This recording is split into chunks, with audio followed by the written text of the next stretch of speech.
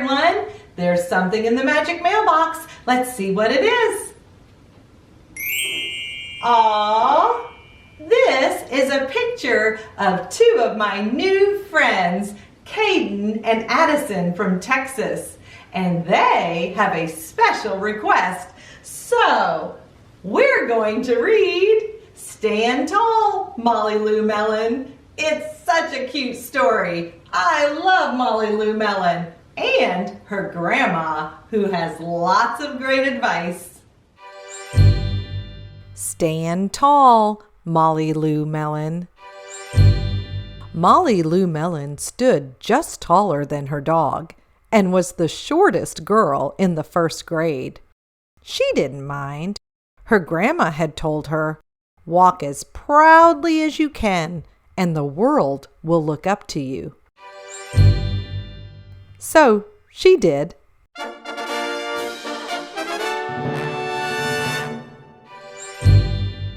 Molly Lou Melon had buck teeth that stuck out so far she could stack pennies on them. She didn't mind. Her grandma had told her, "Smile big, and the world will smile right alongside you." So she did.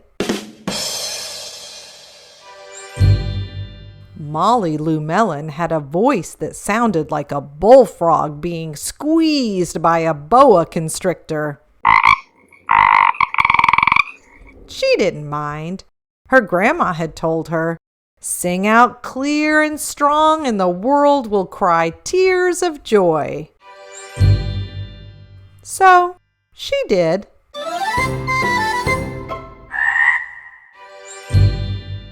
Molly Lou Melon was often fumble-fingered.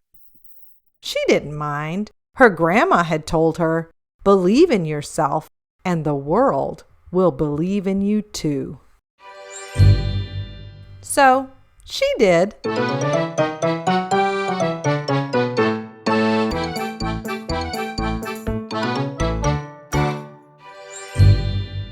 Then Molly Lou Melon moved to a new town. She had to say goodbye to her grandma and all of her friends and start in a new school. On the first day of school, Ronald Durkin called her Shrimpo in gym class. Shrimpo! When the game started, Molly Lou Melon caught the football, ran under the legs of Ronald Durkin, and scored a touchdown. All the children thought, "Wow, she's good." And Ronald Durkin felt very foolish.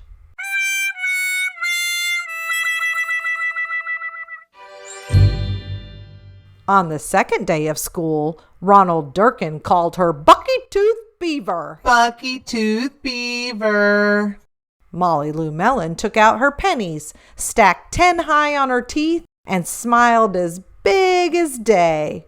All the children smiled with glee. And Ronald Durkin felt very foolish.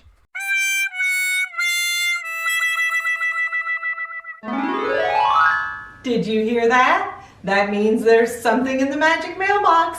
Let's see what it is.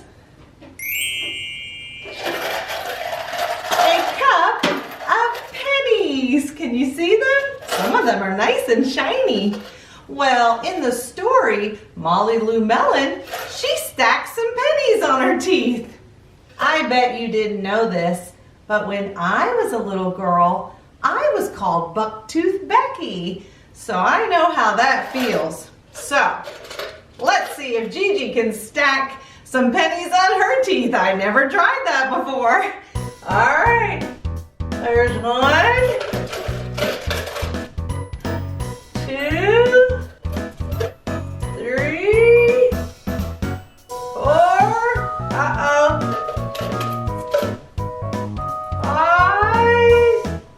I think they're starting to sway.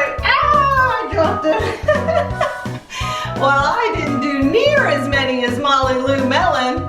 And if you want to try this, just make sure you wash them first. You never know how many hands hands have touched a penny. Whoop, I'm throwing pennies everywhere. Well, let's get back to Molly Lou Melon.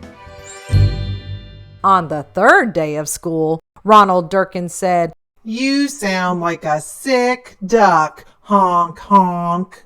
Molly Lou Melon sang out a so clear and strong that it made Ronald Durkin somersault backwards, hit his head, and have to go to the nurse. All the children cried with joy to be free of Ronald Durkin for the rest of the afternoon, and Ronald Durkin felt very foolish.